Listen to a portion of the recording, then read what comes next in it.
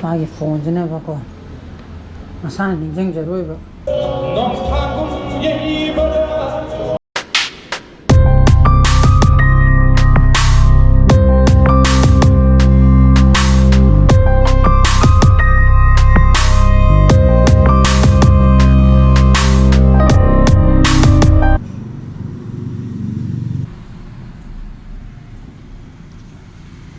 Morning guys, welcome back to my channel. I am Khali. Video editing to loire odo upload tongna bagi render toine bako. Ai blog mamangi khradadi subtitles in inbuilt hapidana habidi video da dum subtitle do dum tholi dana ko text oina odana hojigene mu to get original si gi video jida try to get original thagale dana thagala kanda ko YouTube studio sanga caption oina subtitle do moduina hapageba modu itadi subtitle ining bakanguna subtitle ai caption on toraga yengba yarani aduga sining da bakanguna caption off thamaga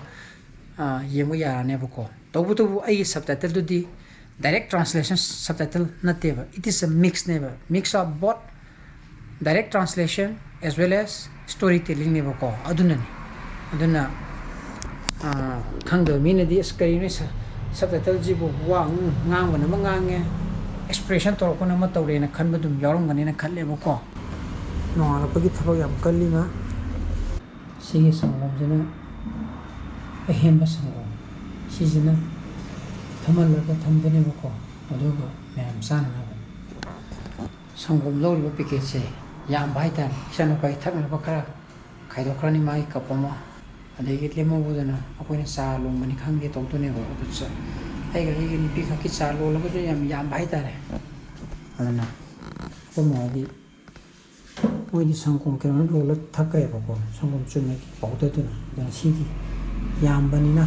sim thani ne ko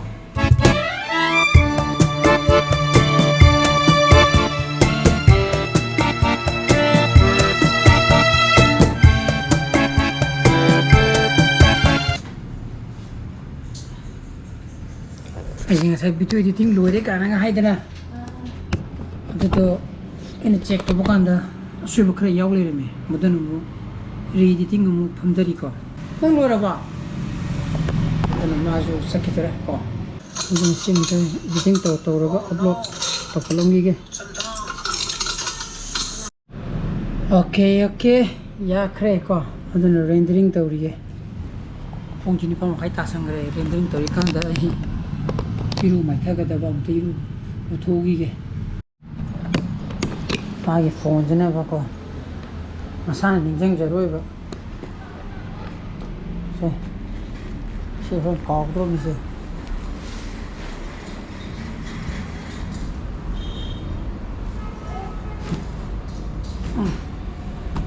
ini ningjang utar ta ko adam call do bisa ke dro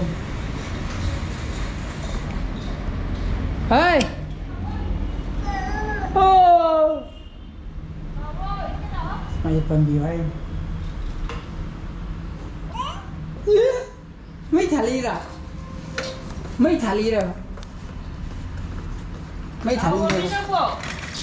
Sao cái này? Họ biết sao cái này? Nó ba, họ biết sao cái này? Nó ba. Mà ba cái họ biết sao cái này? Chả thôi rồi. Ini hoyan, angang lobi ba yan ina? Lah.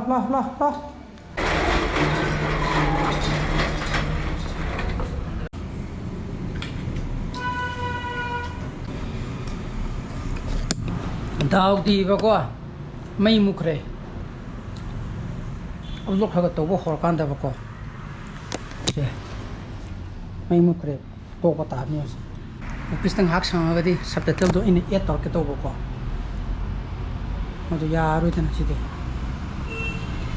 pe taw di boko adon kanan de na ko ta thonga me tuna thabi ga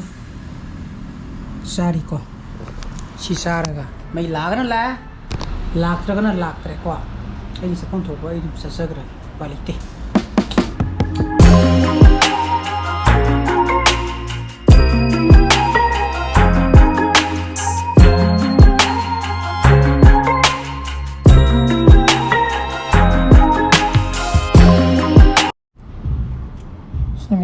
pung turun pung mata sangre yumda halakandane yumda pung mari makai pung manga khlep te ore ti phamudana subtitle hapna hona bada hoji ka dawgali tuju loidri ko sam te saruge ngamdre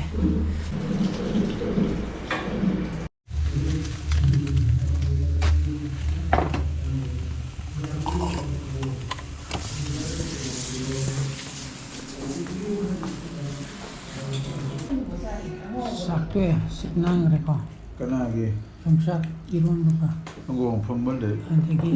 lai bro asma tumuga we hama phamba ko ba trai le kya iya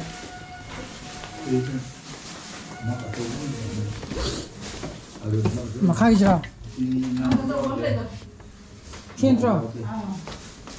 ini hai ide aduga kono ko ate 상관없네 지링아 kai le ba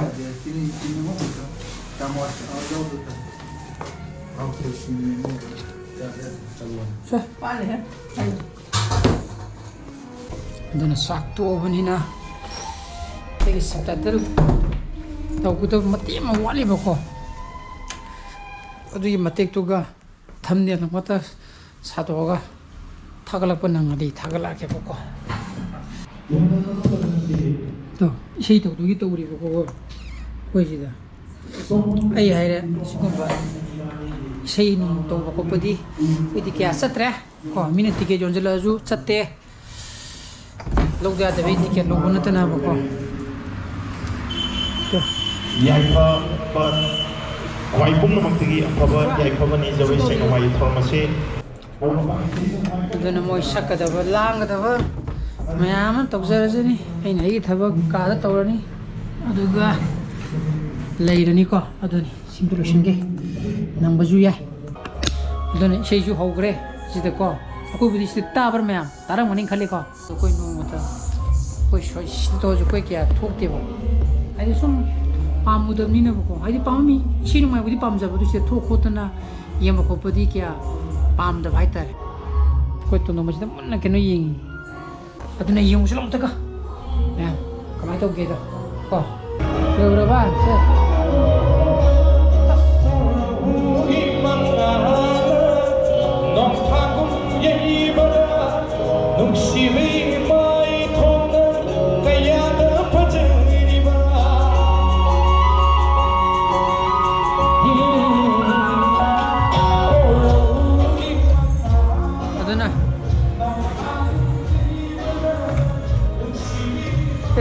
हजिकी से जुदी कोई दिनेश की से में लेब तो मधु की सुर हर मांगे तो हुए को अदर में आप एंगसी प्रोडक्ट मतान लोशन जरगे एक ब्लॉग पर तो को लाइक तो बिरो मो शेयर तो बियो अनो वीडियोस को बिरो सब्सक्राइब तो बिरो को नुकसान बजले बियो so please be safe and be healthy bye bye good night चो